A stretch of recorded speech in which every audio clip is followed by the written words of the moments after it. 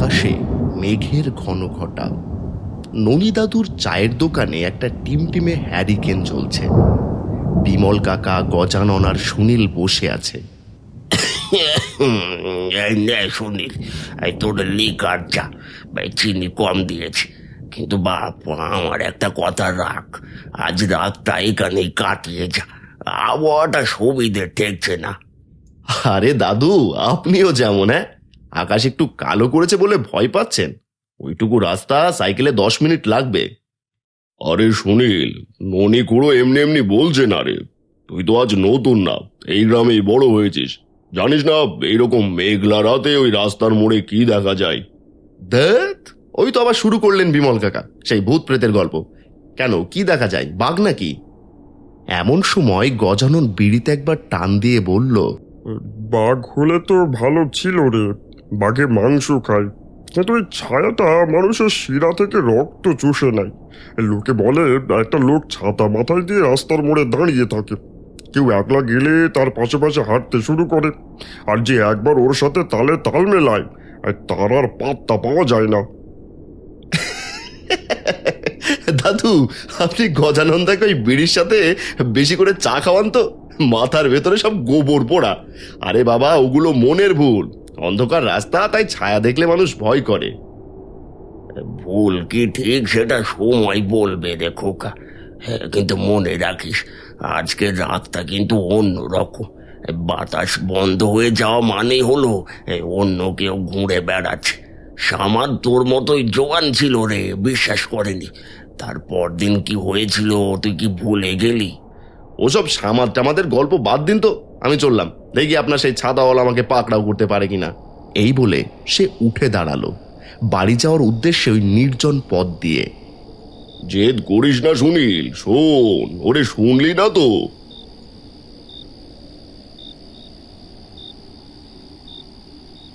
ছেলেটার সাথে কিছু একটা ঘটতে চলেছে। আজ আবার সেই অভিশপ্ত অমাবস্যার রাত।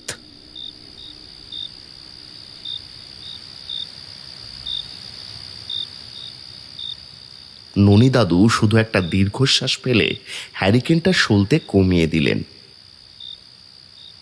দোকানের ঝাঁপ ফেলার সময় হয়ে এসেছে। ননী দাদুর দোকান থেকে বেরোনোর পর প্রথম কয়েক মিনিট সুনীলের বেশ মজাই লাগছিল। ভাবছিল বুড়ো লোকগুলো কত সহজেই ভয় পায়। কিন্তু গ্রাম থেকে বেরিয়ে যখন সে বড় বিলের ধারের মেঠো রাস্তায় উঠল, তখন চারপাশটা হঠাৎ বড্ড বেশি নিঝুম হয়ে গেল। রাস্তার দুপাশে থাকা ঘন আমবাগানগুলো অন্ধকারের চাদরে ঢাকা। ধুর, বিমল কাকারা এমনভাবে ভয় দেখালো যে নিজেরই কেমন অস্বস্তি হচ্ছে, একটু হাওয়াও দিচ্ছে না। উফ, কি গুমুট গরম। হঠাৎ সুনীলের সাইকেলের আওয়াজে বাইরের অন্য একটা শব্দ পাওয়া গেল। শুকনো পাতার উপর দিয়ে কেউ যেন হেঁটে আসছে। কে কে ওখানে? গজানন্দা নাকি? আরে মজা করছো নাকি আমার সাথে? সুনীল থামতেই পেছনের শব্দটাও হঠাৎ থেমে গেল। এক মুহূর্তের নিস্তব্ধতা চারিদিকে। মনের ভুল, নির্ঘাত মনের ভুল। শুকনো পাতা এমনিতেও উঠতে পারে, কিন্তু বাতাস তো নেই। মনে খটকা লাগলেও আবার সুনীল সাইকেল নিয়ে হাঁটা শুরু করলো। নির্জন রাস্তা দিয়ে সে হেঁটে চলেছে।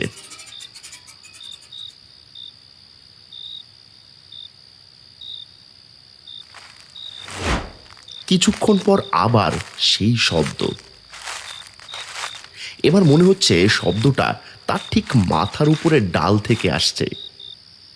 এই কে রে? সামনে আয়, সাহস থাকলে সামনে এসে কথা বল।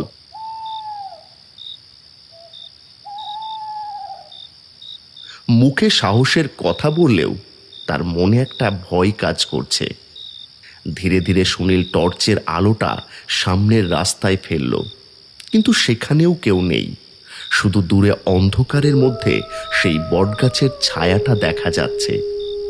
ভয়ে সুনীলের কপাল দিয়ে ঘাম চুইয়ে পড়ছে। না, কেউ তো নেই, তাহলে আওয়াজ আসছে কোথা থেকে? আর কেমন একটা ছমছমে পরিবেশ, চারিদিকে কাউকে দেখতেও পাচ্ছি না। না না, এখানে আর থাকা যাবে না, জায়গাটা কেমন অদ্ভুত মনে হচ্ছে।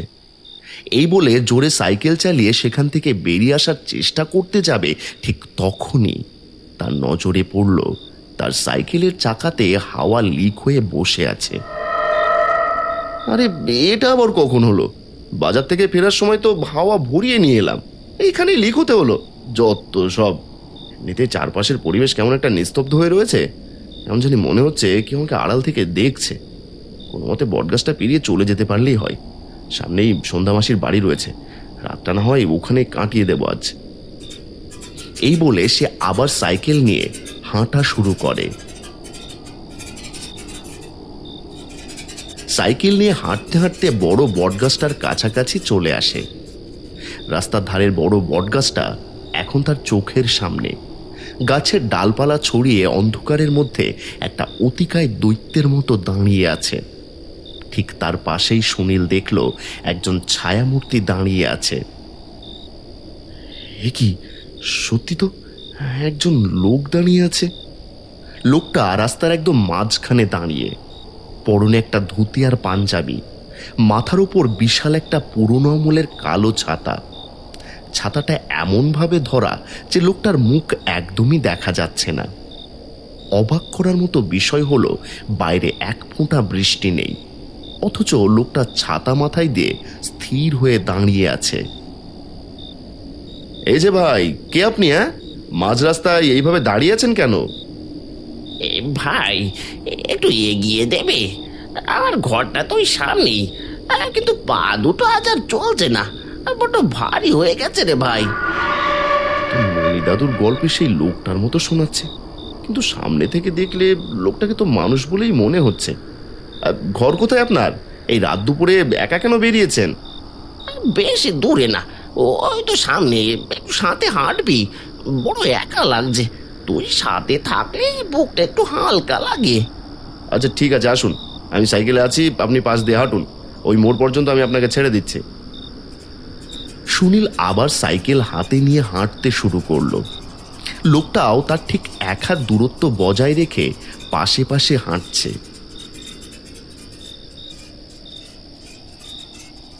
আপনার ছাতাটা তো বেশ বড়, রোদ বৃষ্টি নেই, তাও ছাতা নিয়ে বেরিয়েছেন যে? ওরে ভাই, এই ছাতাটা শুধু বৃষ্টির জন্য না রে, এটা তো আমার আড়াল। সুনীল খানিকটা অবাক হলো, কিন্তু গুরুত্ব না দিয়ে সে এগোতেই থাকলো। সুনীল আর সেই ছাতাওয়ালা লোকটা এখন পাশাপাশি হাঁটছে। রাস্তার দুপাশে থাকা বাঁশঝাড়গুলো বাতাসের অভাবে স্থির হয়ে দাঁড়িয়ে আছে, যেন তারা কোনো এক ভয়ঙ্কর পরিণতির সাক্ষী হতে চলেছে। আচমকা কোথা থেকে বাতাস এসে সুনীলের নাকে হঠাৎ একটা আষ্টে তীব্র গন্ধ ধাক্কা দিল। বাপরে, কিসের পচা গন্ধ এটা! কোনো জানোয়ার টানোয়ার মরে পড়ে আছে নাকি আশেপাশে? ওটা মরা জানোয়ারের গন্ধ না রে সুনীল, ওটা পুরনো পচা স্মৃতির গন্ধ। এই গন্ধটা আমার থেকে আসছে হয়তো, অনেকদিন তো হলো এই রাস্তায় ঘুরছি। সুনীলের বুকটা হঠাৎ ধক করে উঠল। সে আর চোখে লোকটার হাতের ছাতাটার দিকে তাকালো। আকাশে এক ফোঁটা মেঘ নেই, কিন্তু লোকটার কালো ছাতাটা একদম ভিজে চপচপে হয়ে আছে, আর সেই ছাতার কিনারা দিয়ে টপ টপ করে জল পড়ছে। কিন্তু সুনীল ভালো করে তাকিয়ে দেখলো ওটা জল নয়। এ কি, ছাতাটা দিয়ে ওটা কি পড়ছে? রংটা লাল কেন? টর্চের আলোটা তার পায়ের দিকে ফেলতেই যা দেখলো, তাতে তার গায়ের রক্ত হিম হয়ে গেল। ছাতাটা থেকে যে লাল থকথকে তরলটা পড়ছে, সেটা মাটিতে পড়ার সাথে সাথে ফেনার মতো ফুটে উঠছে। ওটা টাটকা রক্ত, আর সবচেয়ে বড় আতঙ্ক হলো লোকটার কোনো ছায়া পড়ছে না। আপনি আপনার ছাতা দিয়ে ওটা কি পড়ছে? আপনার ছায়া পড়ছে না কেন? ছায়া দিয়ে কি করবি? এই তো আমার বাড়ি এসে গেল। সামনের ওই ভাঙা কালভারটা দেখেছিস? ওখানেই তো আমাকে কুচি কুচি করে কাটা হয়েছিল 10 বছর আগে। ওই যে ছাতা দিয়ে আবার নিজের রক্তই পড়ছে রে। এটা শোনা মাত্রই তার মেরুদণ্ড দিয়ে শিহরণ বয়ে গেল। তার বুঝতে বাকি রইল না চায়ের দোকানে তারা যে আলোচনাটা করছিল সেটা এখন তার সাথে ঘটছে। সে কি করবে বুঝে উঠতে পারছে না।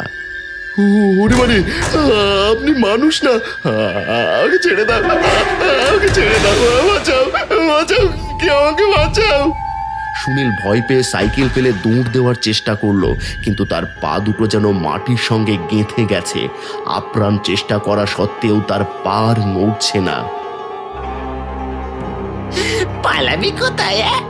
চায়ের দোকানে তো আমার গল্পই করছিলি, বলছিলি না যে ছাতাওয়ালা তোকে ধরতে পারে কিনা। দেখ দেখ দেখ, আমি তো তোকে ধরে ফেলেছি। এবার তোকেও আমার সাথে নিয়ে যাব ওই বট গাছে। সুনীল দেখল তার পা দুটো মাটির সাথে অদৃশ্য শিকল দিয়ে কেউ যেন গেঁথে দিয়েছে। ঠিক তখনই সেই অচেনা যাত্রী তার একদম মুখোমুখি এসে দাঁড়ালো। লোকটার ছাতা থেকে পড়া সেই লাল রক্ত এখন সুনীলের জুতোর উপর টপ টপ করে পড়ছে। সে ধীরে ধীরে ছাতাটা সরিয়ে ফেলল।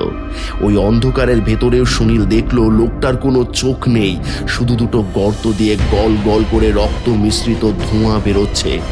লোকটা তার একটা হাত পকেট থেকে বের করলো। হাতটা মানুষের মতো নয়, যেন শুকনো ডালপালার মতো হাড় বেরিয়ে থাকা একটা থাবা। সেই থাবাটা দিয়ে সে সুনীলের টুপি চিপে ধরলো। অনেক বছর একা দাঁড়িয়েছিলাম রে, আজ থেকে তুই ছাতাটা ধরবি, আমি একটু জিরোবো। তাদের দুজনের মধ্যে এক নিকষ কালো ধোঁয়া তৈরি হলো। সুনীল অনুভব করলো তার পায়ের পাতাগুলো কেউ জীবন্ত অবস্থায় মুচড়ে উল্টো দিকে ঘুরিয়ে দিচ্ছে। যন্ত্রণায় তার চোখ দুটো কোটর থেকে বেরিয়ে আসার উপক্রম হলো, কিন্তু সেই যন্ত্রণায় চিৎকার বাইরে বেরোতে পারলো না, কারণ ততক্ষণে সুনীলের মুখটা সেই কালো কুচকুচে ধোঁয়ায় ভরে গেছে। ধীরে ধীরে তার হাতের চামড়া পচে গলে যাচ্ছে, পিঠে একটা অদৃশ্য ক্ষত ফুটে উঠছে। ধীরে ধীরে কালো ধোঁয়াটা চারিদিকে ছড়িয়ে যেতে লাগলো। ধোঁয়াটা সরে যেতেই দেখা গেল সেই বটতলায় আর কেউ নেই। চারিদিকে অদ্ভুত এক নিস্তব্ধতা বিরাজ করছে। রাস্তার মাঝখানে সুনীলের উজ্জ্বল টর্চ লাইটটা আর সাইকেলটা কাত হয়ে পড়ে আছে। কিন্তু অদ্ভুত ব্যাপার, সাইকেলের সিটের ওপর একটা পুরনো কালো ছাতা রাখা, আর তার ঠিক নিচেই পড়ে আছে সুনীলের জামার একটা ছেঁড়া টুকরো। রাত গভীর হয়েছে। ননিদাদু দোকান বন্ধ করে একবার ওই অন্ধকার রাস্তার দিকে তাকালেন। একটা দীর্ঘশ্বাস ফেলে বিড়বিড় করে বললেন, ফিরলো না ছেলেটা, আর ফিরলো না।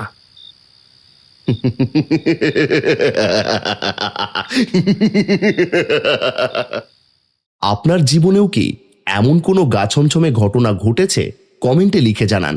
সেরা গল্পটি আপনার নাম ও ক্রেডিট সহ পরের ভিডিওতে আসবে, তাই সাবস্ক্রাইব করে আমাদের পাশেই থাকুন। দেখা হচ্ছে আপনার পাঠানো কোনো গল্পে। ধন্যবাদ।